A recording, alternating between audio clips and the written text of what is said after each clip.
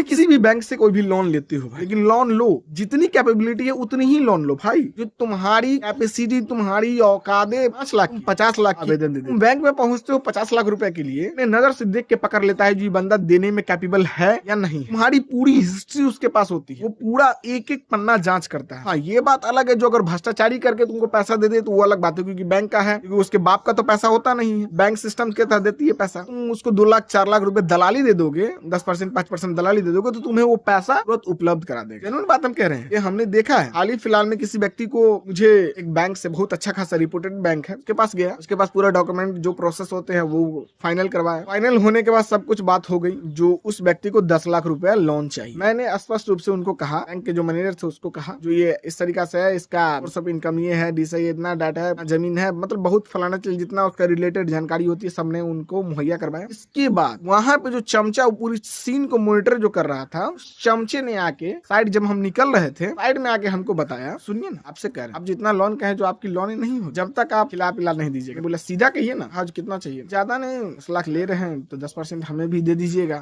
उस व्यक्ति ने उस व्यक्ति को कहा, जो ठीक है हम आपको लोन देंगे, मेरा लोन करवा दीजिए। चमचे जो मॉनिटर कर रहा था सीन को, चमचे ने गया अपने जो आका थे उनको, उसको जाके कहा जो सर 10% दे रहा है, तो उस आदमी ने लोन प्रोसेस करवा दिया। जो व्यक्ति पैसा देने वाला था वो स्पष्ट रूप से मना कर दिया, आज वहीं पे स्टॉप कर दिया। आज से ये प्रूफ होती है, जो तुम पैसा कर्ज लेती हो, कर्ज में भी दोगले बैठे हैं जो तुमको और कर्जदार बना देंगे। इसलिए बैंक में जाए तो स्पष्ट रूप से किसी दलाल को ना पकड़े और लोन कैपेबिलिटी के अनुसार ले। धन्यवाद।